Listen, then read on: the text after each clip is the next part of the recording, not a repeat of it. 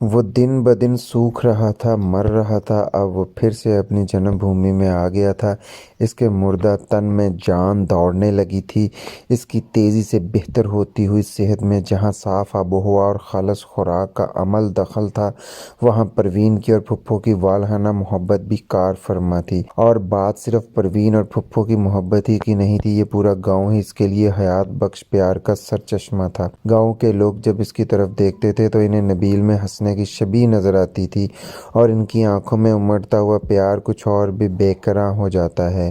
نبیل نے اب چلنا پھرنا شروع کر دیا تھا، وہ سیڑھیاں اتر کر آہستہ آہستہ صحن میں آ جاتا تھا، پھپھو کو دودھ بلوتے دیکھتا تھا، چاٹی میں لسی رڑکتے دیکھتا تھا، اور پروین کو ہوا کی سی سبک رفتاری سے گھر میں گھومتے پھرتے اور کام کرتے دیکھتا تھا۔ جب اس کی نگاہ پروین پر پڑتی تھی تو کچھ دیر کے لیے جم کر رہ جاتی تھی، وہ اپنی تمام تر جسمانی کشش اور دیہاتی معصومیت کے ساتھ اس کی آنکھوں کے راستے اس کے دل میں اتر جاتی تھی، مگر پھر اگلے ہی لمحے نبیل خود کو سنبھالتا تھا اور اپنی نظر کھینچ کر پروین کی طرف سے پھیر لیتا تھا۔ اسے اب کوئی حق نہیں تھا پروین کی طرف دیکھنے کا اور اس کے بارے میں کچھ بھی سوچنے کا۔ یہ حق اس نے اسی لمحے کھو دیا جب اس نے اپنی ماما کی زندگی بچانے کے لیے رومی سے شادی کی حامی بھری تھی۔ پروین اور وہ اب دو مختلف راستوں کے مسافر تھے۔ پروین ایک کنواری الہڑ دوشیزہ تھی، وہ ایک بچے کا باپ، ایک طلاق یافتہ شخص تھا۔ وہ اب کسی طور بھی پروین کے قابل نہیں رہا تھا۔ اس کی یہی سوچیں تھیں جو پروین کے قریب ہوتے ہوئے بھی اسے پروین سے بہت دور رکھتی تھی۔ تنہائی میں وہ اکثر پروین سے نظریں چرائے ہی رکھتا تھا۔ اس کی کوشش ہوتی تھی کہ پروین سے مختصر بات کرے، اپنی بیوی کو طلاق دینے والی بات اس نے کچھ دن تو پروین اور پھوپھا سے چھپائے رکھی تھی، لیکن پھر اس نے انہیں تا دیر اندھیرے میں رکھنا مناسب نہیں سمجھا تھا۔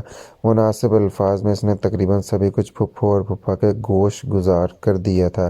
کسی وقت نبیل کو یوں محسوس ہوتا تھا کہ پروین اب بھی اسے انہی نگاہوں سے دیکھتی ہے جن نگاہوں سے پچھلی ملاقات میں دیکھا کرتی تھی۔ وہ پہلی بار گاؤں میں آیا تھا اور پروین کی آنکھوں میں اسے اپنے لیے ایک ایسا محبت بھرا خوبصورت پیغام نظر آیا تھا جس سے نگاہیں چرانا اس کے لیے ممکن ہی نہیں تھا۔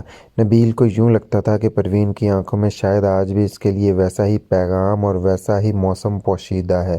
اس سے بات کرتے ہوئے پروین کی سانس چڑھ سی جاتی تھی، اس کے ہاتھوں میں خفیف لرزش نمودار ہوتی اور پلکیں جھکی رہتی۔ کسی وقت دونوں کے ہاتھ آپس میں چھوتے تو پروین کے چہرے پر ایک رنگ سا لہرا جاتا، پر نبیل کو یوں محسوس ہوتا جیسے پروین اس سے کچھ کہنا چاہتی ہے مگر کہہ نہیں سکتی، اسے کچھ محسوس کرانا چاہتی ہے، کچھ جتانا چاہتی تھی، کچھ یاد دلانا چاہتی تھی۔ پھر کسی وقت نبیل سوچتا شاید یہ سب اس کی خام خیالی ہے، وہم ہے، ورنہ پروین جیسی سمجھدار اور دانا لڑکی کو کیا ضرورت ہے ایک ٹھکرائے ہوئے شخص کی خاطر خود کو جذبات کے بھنور میں دھکیلنے کی۔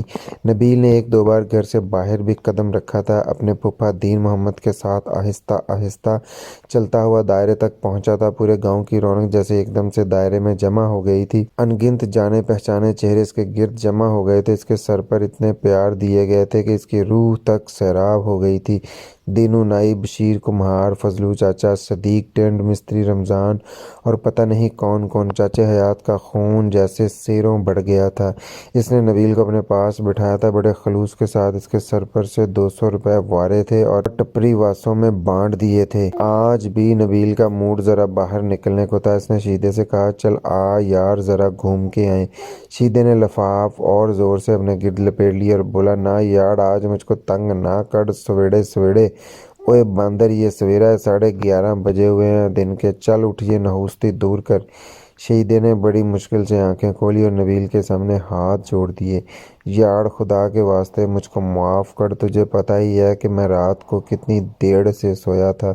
شیدے کی صورت دیکھ کر نبیل کو ترس آ گیا۔ دراصل رات کو اس نے صدیق ٹینڈ کی باتوں میں آ کر دودھ جلیبیاں کھائی تھیں، ایک سیر خالص دودھ، اس میں 3 پاؤ گرما گرم جلیبیاں، اوپر سے 2 چمچے دیسی گھی کے۔ شیدے کے پیٹ میں شام کو ہی اتھرے گھوڑے دوڑنے لگے تھے۔ رات 12 بجے تک وہ کوئی 12 دفعہ لیٹرین میں گیا تھا۔ اب وہ چہرے پر بڑی مسکین سی زردی لیے سو رہا تھا۔ نبیل نے اسے زیادہ تنگ کرنا مناسب نہیں سمجھا۔ سیڑھیاں اتر کر آہستہ آہستہ وہ نیچے صحن میں آیا۔ فجر کی نماز آج پھر چھوٹ گئی تھی۔ وہ پھپھو اور پروین سے نگاہیں ملاتے ہوئے جھچک رہا تھا۔ وہ ہینڈ پمپ کی طرف بڑھا، تو پروین جلدی سے آ کر ہینڈ پمپ چلانے لگی۔ نبیل نے منہ ہاتھ تو دھویا، پروین نے کچھ نہیں کہا تھا، پھر بھی نبیل نے اپنی صفائی پیش کرنا ضروری سمجھا۔ بولا، کل سے تم مجھے نماز کے لیے ہر صورت اٹھایا کرو، تمہیں اجازت ہے، اگر میں نہ اٹھوں تو بے شک میری چارپائی الٹ دو۔ پروین بڑی ادا سے مسکرانے لگی تھی۔ ناشتہ لے آؤں؟ اس نے پوچھا۔ نہیں بھائی نہیں، اب تو دوپہر کا کھانا ہی کھاؤں گا۔ تھوڑی دیر بعد نبیل نے پھپھو اور پروین کے ساتھ ہی بیٹھ کر کھانا کھایا۔ پروین کے ہاتھ کی پکی ہوئی شوربے والی دیسی مرغی اور تندوری روٹی تھی، ساتھ میں گڑ والے چاول تھے جن میں سونف اور بادام کی گریاں ملائی گئی تھیں۔ جس دوران نبیل کھانا کھا رہا تھا، جنت بیوی نے دین محمد کے لیے کھانا باندھ دیا تھا۔ مٹی کے کجے میں چاٹی کی نمکین لسی اور مکھن وغیرہ بھی رکھ دیا تھا۔ پروین کھانا لے کر کھیتوں میں جانے کو تیار ہوئی تو نبیل بھی اس کے ساتھ ہو لیا۔ گاؤں کی سوندھی خوشبو والی گلیوں سے گزرتے ہوئے وہ چھپڑ پر پہنچے اور چھپڑ کے کنارے کنارے چلتے کھیتوں میں آ گئے۔ دین محمد نے دور سے دونوں کو آتے دیکھا تو اس کی جیسے دونوں آنکھیں روشن ہو گئیں۔ وہ پسینہ پونچھ کر وہیں ایک وٹ پر بیٹھ گیا اور بڑی محویت سے ان دونوں کو دیکھتا رہا۔ دور تک سرسوں کھلی ہوئی تھی، اس سے پرے کماد کے اونچے کھیت تھے اور اس سے آگے لمبے رکھوں کے نیچے چھوٹی نہر بہتی تھی۔ دین محمد کھانا کھاتا رہا اور ساتھ ساتھ نبیل کو فصلوں اور واہی بیجی کے بارے میں بھی معلومات فراہم کرتا رہا۔ کچھ دیر بعد دونوں واپس ہوئے تو سپہر ہونے والی تھی۔ نبیل نے نہر کی طرف جانے کی خواہش ظاہر کی۔ وہ کماد کے کھیتوں کے اندر ایک پگڈنڈی پر چلتے نہر پر پہنچ گئے۔ ہر طرف چمکدار سنہری دھوپ پھیلی تھی جس نے سردی کو بڑی حد تک کم کر دیا تھا۔ دونوں نہر کے کنارے بیٹھ گئے۔ نبیل نے بڑی محویت سے نہر کے چلتے پانی کو دیکھنا شروع کر دیا۔ پروین اس کے قریب بیٹھی تھی لیکن وہ اس سے کہیں بہت دور جا چکا تھا، اپنے ہی خیالوں میں مگن ہو گیا تھا۔ پروین گاہے بگاہے کن اکھیوں سے اسے دیکھ لیتی تھی۔ ہائے میں مر گئی! اچانک پروین کے ہونٹوں سے نکلا، آپ نے دوپہر والی دوا تو کھائی ہی نہیں۔ نبیل واقعی بھولا ہوا تھا۔ پروین کی فکر مندی پر وہ مسکرایا۔ اس نے جیب سے گولیوں کا پتہ نکالا۔ پروین پاس ہی ایک ہینڈ پمپ سے پانی لے آئی۔ نبیل پتے میں سے گولی نکالنے کی کوشش کر رہا تھا جب اچانک پتہ اس کے ہاتھ سے پھسلا اور پانی میں جا گرا۔ نبیل کے ہونٹوں سے اوہ کی آواز نکل گئی۔ دوائی کا پتہ کسی کشتی کی طرح پانی پر بہتا چلا جا رہا تھا۔ پروین نے ایک لمحے کے لیے سوچا، پھر بڑے آرام سے پانی میں چلی گئی۔ نبیل کنارے پر بیٹھا اسے روکتا ہی رہ گیا۔ تھوڑی دیر بعد جب وہ دوائی کا پتہ پانی میں سے نکال کر لائی تو اس کا لباس شرابور ہو چکا تھا۔ وہ مسکراتی ہوئی اپنے کرتے کا دامن نچوڑتی ہوئی اس کے پاس آ بیٹھی۔ نبیل نے پروین کا سراپا دیکھا اور اس کی آنکھوں میں جیسے کوئی شے سلگنے لگی۔ اس کا دل چاہا وہ اسی طرح پروین کو اپنے سامنے بٹھا کر دیکھتا رہے۔ پروین کے ریشمی بالوں سے قطرہ قطرہ پانی گرتا رہے اور اس طرح صدیاں گزر جائیں، مگر پھر فوراً ہی اسے اپنی حیثیت اور اپنے مقام کا خیال آیا اور اس نے پروین کی طرف سے نگاہیں پھیر لیں۔ دھوپ بڑی اچھی لگ رہی تھی۔ دونوں وہاں بیٹھے رہے، دور کھیتوں میں کام کرتے ہوئے لوگوں کو دیکھتے رہے۔ دل کی بات کہنے کے لیے بڑا اچھا موقع تھا، مگر پروین خود سے کیسے کہہ سکتی تھی؟ یہ بات تو نبیل ہی کو کہنی تھی۔ وہ رات دن انتظار کر رہی تھی، رات دن سلگ رہی تھی۔ اس کے کان ہر گھڑی نبیل ہی کی طرف لگے ہوئے تھے۔ اس وقت نہر کے کنارے بیٹھے ہوئے بھی وہ ہمتن گوش تھی۔ اس کے کان نبیل سے صرف چند لفظوں کی بھیک مانگ رہے تھے، صرف چند لفظ، مگر وہ لفظ نبیل کے ہونٹوں پر نہیں تھے۔ نبیل کے دل میں شاید ہوں، مگر دل کی باتیں کون جانتا ہے؟ دل دریا، سمندروں ڈونگے۔ نبیل کچھ بول دو، خدا کے لیے کچھ بول دو، وہ اپنے دل میں بڑبڑائی۔ اور پھر سچ مچ نبیل بول پڑا۔ اس نے افسردہ سے لہجے میں کہا، چلو پروین گھر چلیں، شام ہونے والی ہے۔ ایک طویل سانس لے کر پروین بھی اپنی جگہ سے کھڑی ہو گئی۔ جس وقت وہ دونوں نہر سے کھیتوں کی طرف مڑ رہے تھے، جنتر کی جھاڑیوں کے پیچھے سے دو شعلہ بار نگاہیں ان دونوں کو گھور رہی تھیں۔ یہ شوقے کی نگاہیں تھیں۔ نبیل کو پاکستان آئے ہوئے اب 2 مہینے ہونے کو آئے تھے۔ اس دوران میں بھی وہ باقاعدگی سے خط لکھتا رہا تھا۔ ایک بار اس نے آڈیو کیسٹ میں بھی اپنی آواز ٹیپ کر کے بھیجی تھی۔ بیٹے کی دوری انوری بیگم کو بری طرح محسوس ہو رہی تھی، مگر وہ بیٹے کی صحت اور سلامتی کی خاطر یہ ہنس کر برداشت کر رہی تھی۔ نبیل کو خطوں اور پھر اس کی آواز سے انوری بیگم کو اندازہ ہوا تھا کہ نبیل واقعی تیزی سے صحت یاب ہو رہا ہے۔ صحت بخش آب و ہوا اور ذہنی آسودگی سے بڑی تیزی سے زندگی کی طرف کھینچ رہی تھی۔ ہڈیوں کے ناقابل شناخت ڈھانچے میں سے صحت مند نبیل برآمد ہو گیا تھا اور اب مزید بہتری کی طرف جا رہا تھا۔ انوری بیگم نے دادی ہونے کا حق ادا کیا تھا اور نبیل کے بیٹے کو جان سے لگا کر رکھا ہوا تھا۔ وہ ایک ماں ہی کی طرح اس کی نگہداشت کر رہی تھی۔ رومی کا آخری خط نبیل ہی کو ملا تھا۔ اس خط کے بعد اس آوارہ مزاج لڑکی نے اپنے اہل خانہ ثنا سے کوئی رابطہ نہیں کیا تھا۔ رومی کے والدین اور سمی وغیرہ رو دھو کر خاموش ہو بیٹھے تھے۔ دھیرے دھیرے اب انہیں صبر آنا شروع ہو گیا۔ ویسے بھی جس قسم کا یہ معاشرہ تھا، اس میں ایسے سنگین واقعات کی سنگینی بہت گھٹ جاتی ہے۔ بعض اوقات تو یہ سب کچھ ایک روٹین کی طرح لگنے لگتے ہیں۔ نبیل کے بعد شکیل ماں کا بہت خیال رکھنے لگا تھا۔ اب وہ مکمل طور پر ایک بدلا ہوا شخص تھا۔ اس کا بھی ایک بچہ ہو چکا تھا۔ یہ ہلکی بادامی آنکھوں والی ایک ننھی سی گڑیا تھی۔ ہر طرح کے سکون آرام کے باوجود کبھی کبھی انوری بیگم ایک دم نبیل کے خیال میں بہت اداس ہو جاتی تھی۔ اس نے اپنے بیٹے کو پاکستان سے اور پاکستان کے دور دراز گاؤں سے بہت بچانا چاہا تھا۔ اس حوالے سے اس نے سر توڑ کوششیں کی تھیں، لیکن ہوا وہی جو قدرت نے چاہا تھا۔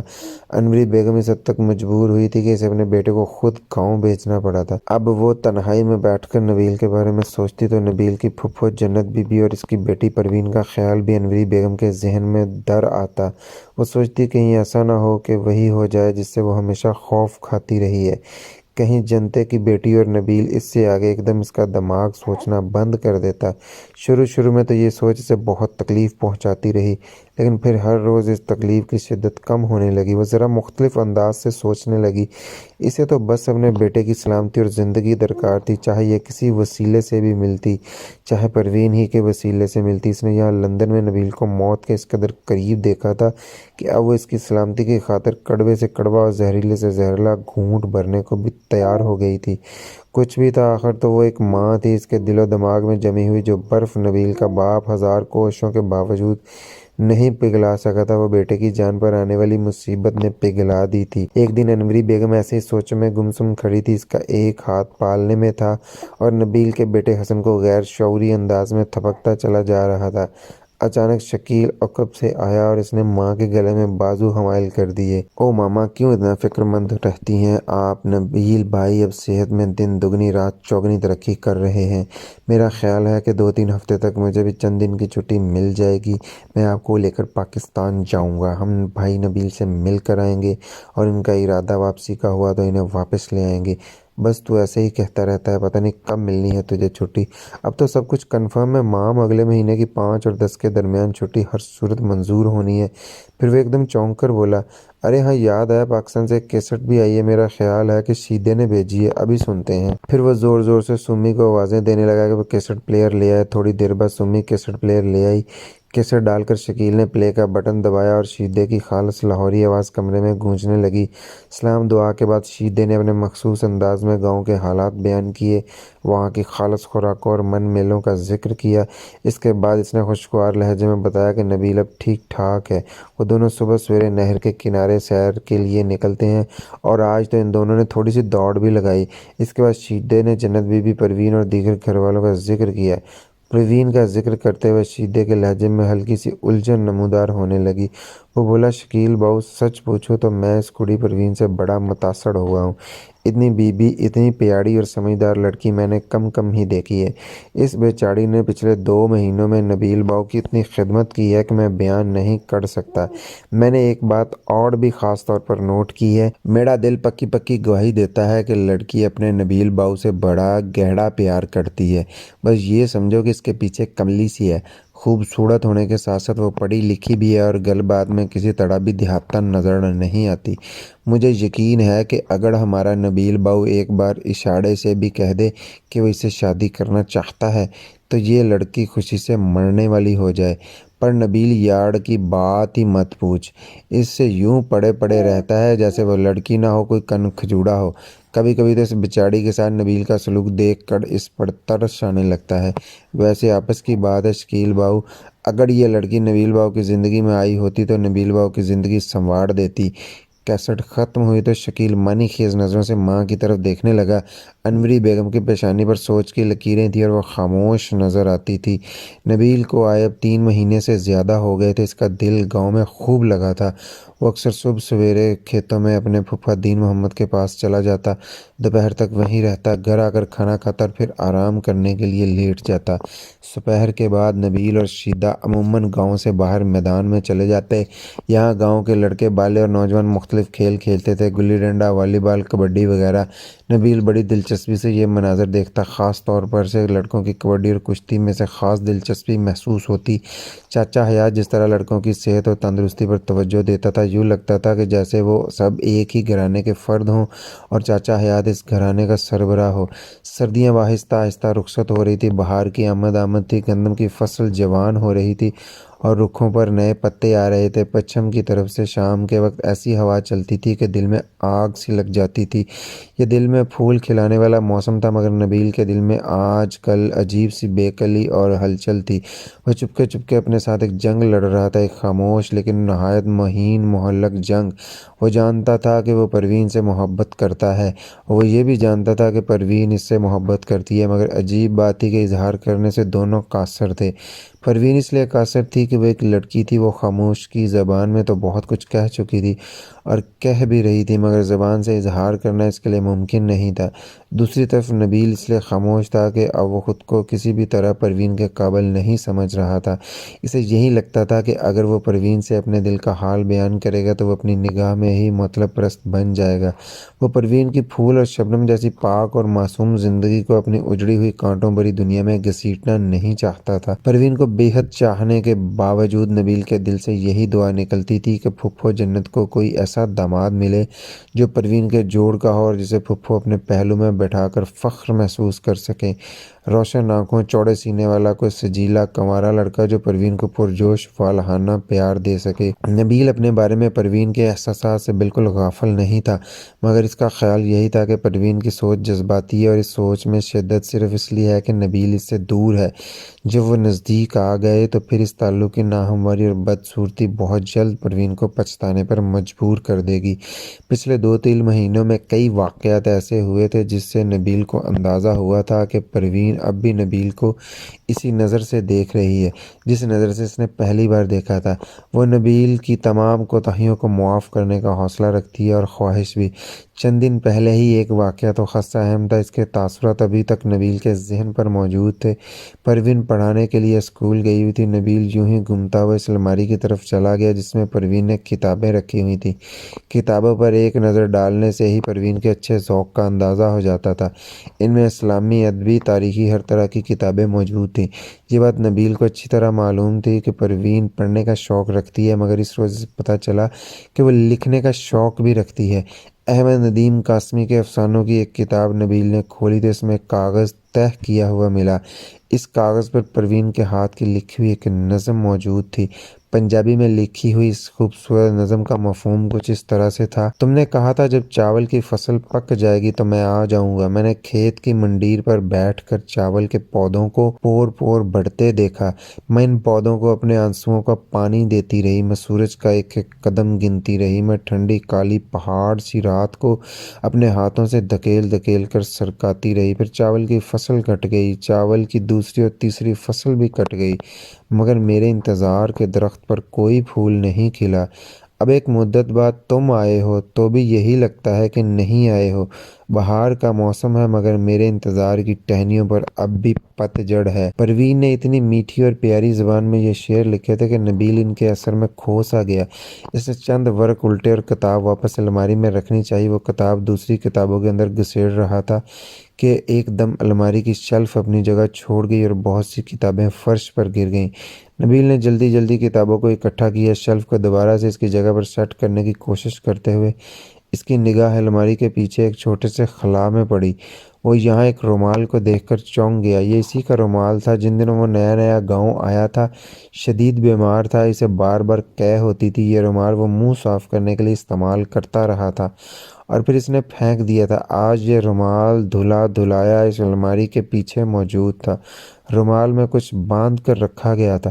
تجسس سے مجبور ہو کر نبیل نے رومال کی گھرا کھولی۔ وہ دیکھ کر دنگ رہ گیا۔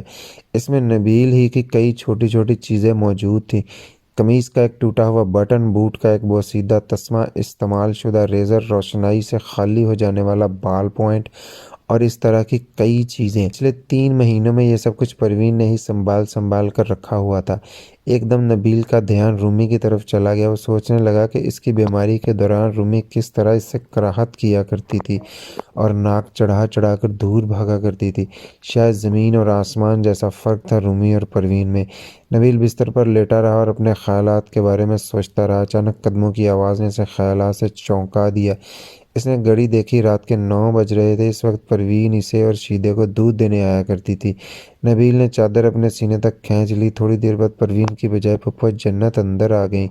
ان کے ہاتھ میں ٹرے تھی اور ٹرے میں دودھ سے لبالب بھرے 2 گلاس تھے۔ نبیل جلدی سے اٹھتے ہوئے بولا، پھپھو آپ نے کیوں تکلیف کی؟ وہ پروین نماز پڑھ رہی تھی۔ میں نے سوچا چلو خود لے جاتی ہوں۔ آج سارا دن تمہاری شکل بھی تو نہیں دیکھی میں نے۔ بابے کمروں کی پوتری کا بیاہ ہے، ان کے گھر گئی ہوئی تھی۔ نبیل نے شیدے کی طرف دیکھا، وہ خراٹے لے رہا تھا۔ یہ دوسرا گلاس تو آپ ایسے ہی لے آئیں، یہ سارا دن خچے چھترے کی طرح منہ مارتا رہتا ہے۔ اس وقت اسے دودھ کی نہیں چوریں یا پھکی کی ضرورت ہوتی ہے۔ جنت بی بی نے سوئے پڑے شیدے کو محبت کی نظر سے دیکھا اور نبیل کو اپنے سامنے دودھ پلا کر اور اس سے چند باتیں کر کے نیچے چلی گئیں۔ دودھ پینے کے فوراً بعد ہی نبیل پر غنودگی سوار ہو جاتی تھی۔ 15-20 منٹ بعد وہ سو گیا۔ دوبارہ اس کی آنکھ اچانک ہی کھلی تھی۔ اسے بالکل یوں لگا جیسے اس کے پاؤں کی طرف کوئی جاندار چیز موجود ہے۔ کوئی نرم سا لمس تھا جو اس کے پاؤں کے آس پاس پایا جاتا تھا۔ پہلے تو نبیل نے اسے اپنا وہم خیال کیا اور بے حس و حرکت پڑا رہا، مگر یہ لمس وہم نہیں تھا۔ اس سے پہلے کہ وہ حرکت کر کے اپنی جگہ سے اٹھتا، اس نے ایک ہیولہ دیکھا۔ بے شک یہ پروین کا ہیولہ تھا۔ پھر وہ اپنی جگہ سے اٹھی۔ اس نے بڑی آہستگی سے اپنی کمر جھکائی۔ نبیل کی چادر چارپائی سے نیچے لٹک رہی تھی۔ پروین نے چادر سمیٹ کر اوپر کی اور پھر نبیل کی جانب دیکھتے ہوئے خاموشی سے واپس چلی گئی۔ نبیل اپنی آنکھوں میں تھوڑی سی درز پیدا کیے خاموش پڑا رہا تھا۔ اس کے ذہن میں آندیاں سی چل رہی تھیں۔ اسے اپنے پاؤں پر ابھی تک پروین کے چہرے کا لمس محسوس ہو رہا تھا۔ انگلیوں کے قریب کوئی نمی سی تھی۔ شاید یہ پروین کی حسین آنکھوں سے بہنے والے آنسو تھے۔ یہ سب کیا ہے؟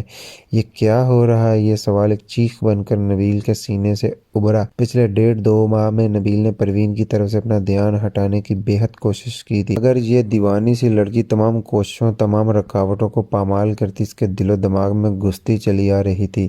وہ رشتوں کی دوری کو مانتی تھی، نہ حالات کی مجبوری کو، نہ ہی گزر جانے والے وقت کا اسے کوئی احساس تھا۔